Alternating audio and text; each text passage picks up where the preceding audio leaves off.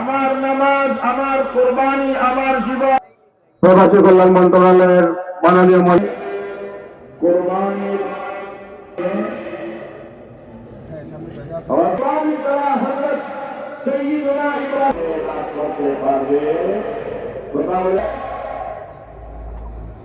আমার ধর্ম করেন কাউকে নিহিত রেখেছেন এবং অন্যদেরকে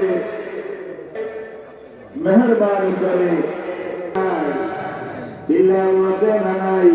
অনুরোধ করছি।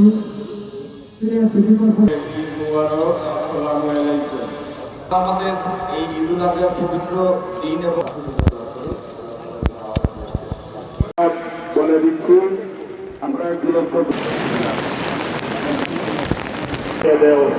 আমরা বিশেষ করে এই শাহী ঈদগার খেদমত করে যারা জীবিত আছেন খেদমতে নিয়োজিত আছেন তাদেরকে উত্তম বদলা দান করতে আছেন সবাইকে নেক হায়াত দিয়ে মালামাল ফরমাও।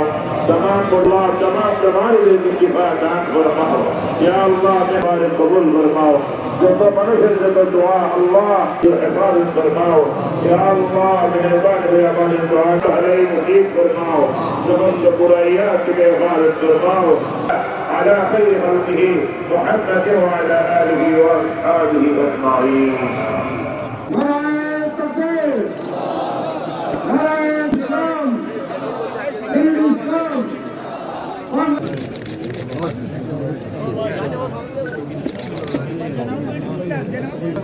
ভাই একটু সামনে লেগে আইন না ভাই,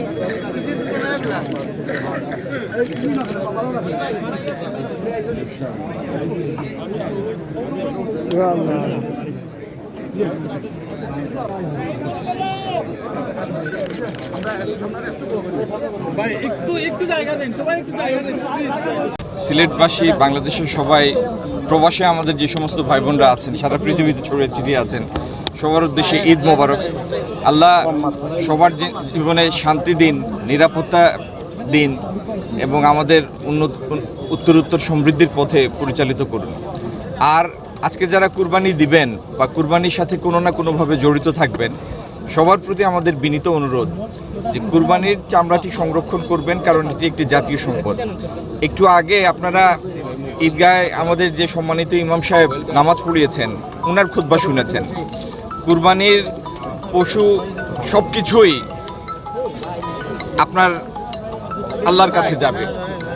তো কুরবানির পশুর চামড়া এটি সংরক্ষণ করা এবং এটি সদ্ব্যবহার করা, এটি আমাদের বরকতের একটি অন্যতম উপাদান।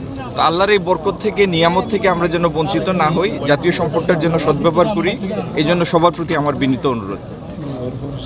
আর সিটি কর্পোরেশন ইতিমধ্যেই ঘোষণা করেছেন যে কুরবানির 8 ঘন্টার মধ্যেই, আমরা জাতীয়ভাবে ঠিক করেছি 12 ঘন্টা, কিন্তু ওনারা ঘোষণা দিয়েছেন 8 ঘন্টার মধ্যেই সিলেট শহর পরিষ্কার পরিচ্ছন্ন করবেন।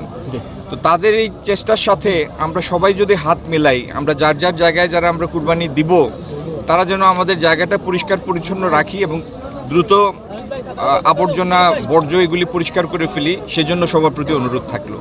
আমরা সিলেটকে ভালোবাসি এবং আমাদের নগরকে আমরাই পরিচ্ছন্ন রাখবো।